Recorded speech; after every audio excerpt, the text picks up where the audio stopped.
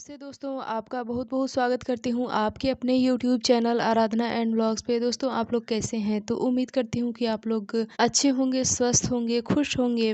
दोस्तों आज की वीडियो में हम जानेंगे कि होली कब है, होलिका दहन कब है और होलिका दहन में हमें कौन-कौन सा कार्य कर लेना चाहिए और साथ ही साथ पूर्णिमा तिथि भी उसी दिन है, तो हमें बाल कब धोना चाहिए, बाल धोएँ या फिर नहीं धोना चाहिए? क्या हम घर में होलिका दहन कर सकते हैं या फिर नहीं कर सकते हैं? और अगर आप सुखी और निरोगी रहना चाहते हैं तो होलिका दहन के दिन कौन सा ऐसा कार्य है जो कि हमें ज़रूर करना चाहिए। तो दोस्तों चलिए वीडियो को शुरू करते हैं और आप बने रहें वीडियो के अंत तक। तो चलिए दोस्तों एक एक करके सारी जानकारी को हम देख लेते हैं। सबसे पहला है कि होलिका दहन जो है वो कब होगा।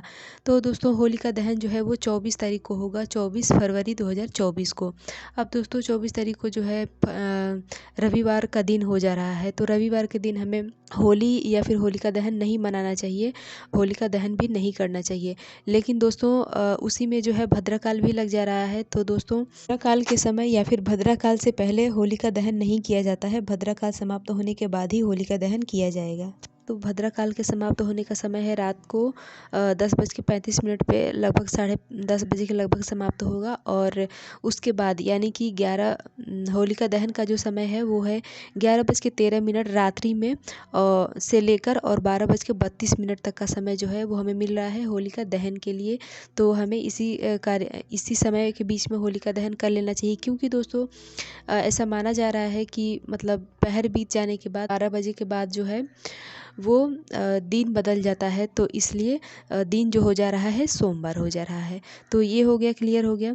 अगला है कि होलिका दहन के दिन हमें अपने घर में हर किसी को, जैसे कि आपके बच्चे या फिर आपके पति हमेशा मतलब बीमार रहते हैं या फिर कभी कभी ऐसा लगता है कि कोई किया कराया है, तो आप उसके लिए होलिका दहन के दिन जो है आप अपने बच्चे को उपटन लगाएं या फिर खुद को भी लगा सकते हैं, अपने पति को या फिर घर में अन्य सदस्य हैं उनको भी आप लगा सकते हैं ये उपटन।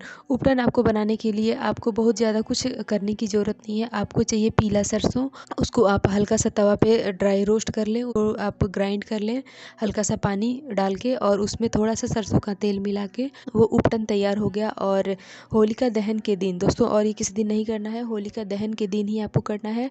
आपको करना ये है कि पूरे हाथ में पैर में इस उपटन को लगाना है और एक पेपर बिछा के लगाना है, ताकि जो भी उसका मैल निकले, मतलब जो हम उपटन लगाएंगे जो मैल निकले वो एक पेपर पे गिरे और उसको एक जगह इकट्ठा करके, और जो भी होलिका दहन जब हम जाएंगे वहाँ पे, हमारे घर के जो भी पुरुष भाई लोग जाएंगे वो उसको लेते जाएंगे और होलिका दहन में ही डाल देंगे, और साथ ही साथ अपने दुख से छुटकारा पाने के लिए हम प्रार्थना करेंगे। बस यही करना है आपको दोस्तों।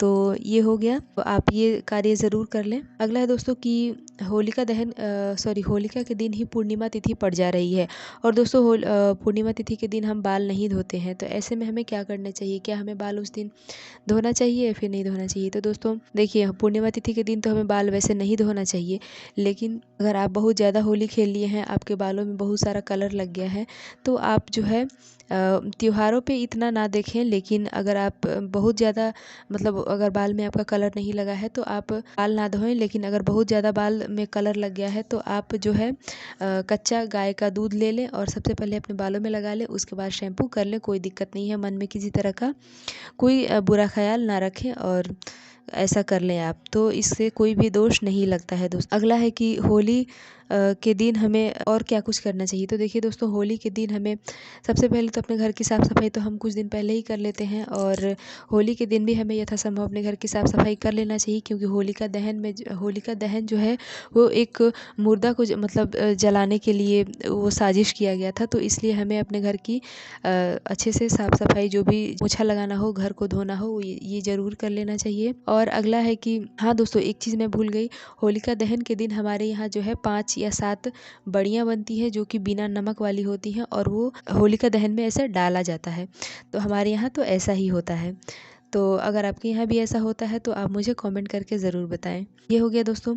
अगला है कि होली के दिन और क्या हमें करना चाहिए। दोस्तों होली के दिन हमें सबसे पहले तो जल्दी जगना चाहिए, और जल्दी जगने के बाद हमें जो है स्नान ध्यान करके सबसे पहले भगवान को हमें पूजा अर्चना कर लेना चाहिए। उसके बाद ये नहीं सोचना चाहिए कि हम होली है तो आराम से होली खेल के 12-1 बजे नहाएंगे। जी नहीं, आपको नहाना होगा तो आप दोबारा से भी नहा सकते हैं, लेकिन सुबह में जो आप नहा लेंगे तो आप भगवान को भी पूजा कर सकते हैं, और जो भी आप बनाएंगे जैसे मीठा चीज़ में जो भी व्यंजन, जो भी पकवान, तो उसमें से आप भगवान जी को भी भोग लगा सकते हैं। जो कि आप लहसुन प्याज वाली चीज़ें भी बना सकते हैं, लेकिन सिर्फ भगवान जी को भोग लगाने के लिए आप अलग से मतलब स्नान वगैरह करके और अलग से पहले आप मीठा ही निकाल लें भगवान जी के लिए। उसके बाद अपना जो मन करे वो बनाएं और अपने घर में बच्चों को खिलाएं, घर परिवार में जिसको भी हो सके खिलाएं। ये हो गया दोस्तों। अगला है कि हमें होली के दिन हमें और मतलब आजकल तो बहुत सारे लोग जो हैं तेल वाली चीज़ें नहीं खाते हैं, मीठा भी खाना पसंद नहीं करते हैं, लेकिन दोस्तों एक दिन चल जाता है। और आज होली के दिन हमें पुआ हमें ज़रूर बनाना चाहिए। आप 5 ही बनाए, 2 ही बनाए, लेकिन बनाएं ज़रूर।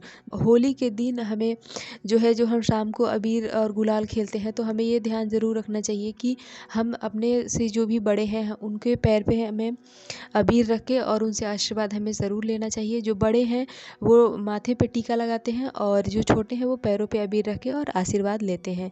तो दोस्तों हमें खुद भी करना चाहिए और हमारे घर में जो भी छोटे बच्चे हैं उनको भी ये चीज़ ज़रूर सिखाना चाहिए और उनसे भी ये करवाना चाहिए। अगला है दोस्तों कि अगर होली के दिन हमारे घर में कोई आ जाता है, मतलब कोई मेहमान, तो उसको भी आप खाने के लिए ज़रूर पूछें। हालांकि तो सबके घर में ही बनता है, लेकिन दोस्तों उसके अगले दिन बहुत सारे लोग आ जाते हैं हमारे घर पे मतलब कुछ भी मीठा चीज़ लेने के लिए। तो आप जो भी बचा के रखे हैं, जो भी आपके खाने पीने से बच गया है, उसको ज़रूर दे दें। दोस्तों हम तो संपन्न हैं और मतलब जो भी हमारे पास भगवान ने दिया हुआ है उनसे हम अपनी खुशियाँ मनाते हैं, लेकिन हमारे समाज में ही बहुत सारे ऐसे लोग हैं जो कि खुशी नहीं मना पाते हैं। तो उन्हें हमें कर्तव्य बनता है कि उन्हें भी हमें कुछ न कुछ दे देना चाहिए। दोस्तों होली जो है वो 2 दिनों का मतलब कन्फ्यूज़न हो गया है कि हमें होली किस दिन मनाना चाहिए, किस दिन नहीं मनाना चाहिए, 25 को है कि 26 को है। तो दोस्तों आप होली जो है वो अकेले का त्यौहार वैसे भी नहीं है। अगर हमारे घर के लोग, समाज के लोग, कॉलोनी के लोग जिस दिन मनाते हैं आप उस दिन मनाएं, कोई भी दिक्कत नहीं है। ये भी हो गया। अगला है दोस्तों कि होली के दिन ही चंद्र ग्रहण भी लग रहा है दोस्तों। तो ऐसे में बहुत सारे लोग परेशान हैं, खासकर वो परेशान हैं जिनको प्रेगनेंसी है। प्रेग्नेंट जो हमारी बहनें हैं वो बहुत ही परेशान हैं। तो उनके लिए मैं एक ही बात कहना चाहूँगी कि मैं अपने पिछले वीडियो में भी बता चुकी हूँ और इसमें भी मैं बता देना चाहती हूँ कि जब देखिए सबसे पहला तो है कि चंद्र ग्रहण हमारे भारत में दिखाई देगा ही नहीं। और जब हमारे भारत में चंद्र ग्रहण दिखाई नहीं देगा तो हमें उसको लेकर कोई भी चिंता पालने की ज़रूरत नहीं है। आप टेंशन छोड़ के और आराम से होली खेले, कोई दिक्कत नहीं है।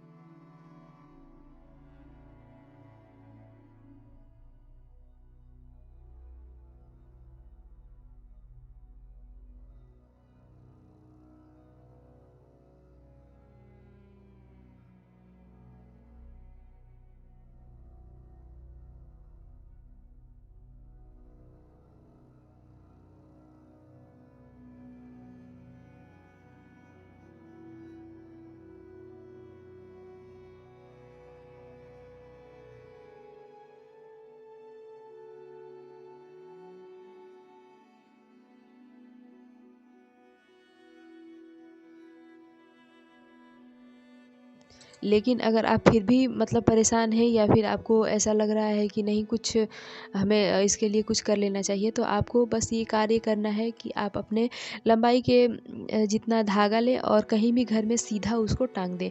बस हो गया। आप और आपको बहुत ज़्यादा कुछ बचाने की ज़रूरत नहीं है, क्योंकि वो हमारे भारत में तो दिखाई ही नहीं देगा इसलिए।